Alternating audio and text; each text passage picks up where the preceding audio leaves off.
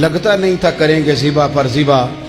اچھا یہ گائیں پھر ملی کیسے؟ امام خازن کہتے ہیں کہ ایک نیک آدمی تھا، تو اس کا آخری وقت آ گیا، تو اس کے پاس جو کل جمع پونجی تھی وہ ایک بچیا تھی، گائیں کی بچی، بچیا ویڑی، اس کے پاس وہ ایک بچیا تھی صرف۔ تو اس نے اس طرح کیا کہ اس کی گردن پر ایک مہر لگائی، اللہ کے نام پر بطور امانت اس نے اس کو جنگل میں چھوڑا، کہا یا اللہ میرا بیٹا ایک ہی ہے، وہ بھی چھوٹا ہے، اس کی حفاظت کرنا اور میرے بیٹے کو پہنچا دینا۔ بچہ بالغ ہو گیا، اس کی ماں نے کہا بیٹا جو امانتیں رب کے پاس رکھوائی جائیں نا ان میں خیانتیں نہیں ہوا کرتی، جا کے جنگل میں آواز دے تیری گائے واپس آ جائے گی۔ اس نے جا کے جنگل میں آواز دی کہ وہ جو میرے باپ نے امانت رکھوائی تھی وہ کدھر ہے؟ وہ نشان لگی ہوئی گائیں دوڑتی ہوئی اس کے پاس آئی۔ واللہ خیر الرازقین، جب رب بندوبست کرے، جب اللہ بندوبست کرے تو پھر معاملہ اور ہوتا ہے۔ وہ گائے آ گئی۔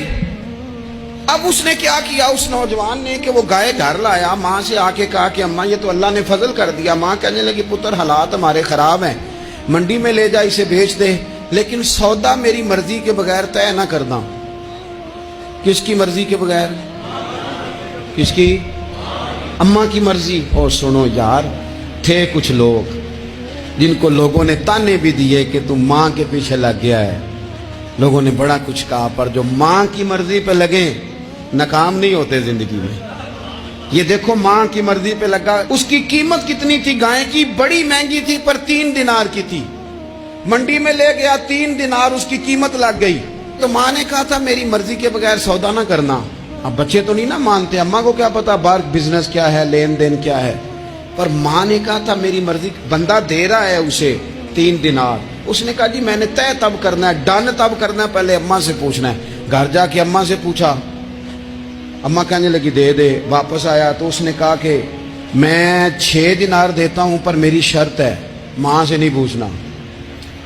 اس نے کہا تو 12 بھی دے، ڈن تب بھی ہونا ہے جب اماں نے کہنا ہے۔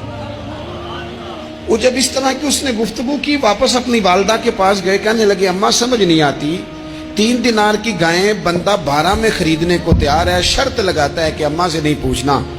تو والدہ کہنے لگی پتر پہلے اس سے جا کے پوچھ کیا وہ ہے کون؟ یہ کوئی روحانی معاملہ ہے، کوئی غیبی مدد ہے، پوچھ۔ اس سے جا کے پوچھا تو وہ کہنے لگا میں تو فرشتہ ہوں اللہ کا، تو نے گائیں بیچنی نہیں، اس لیے کہ تیرا باپ بھی نیک ہے، تیری ماں بھی نیک ہے، رب تیرے رزق میں برکت پیدا فرمانا چاہتا ہے۔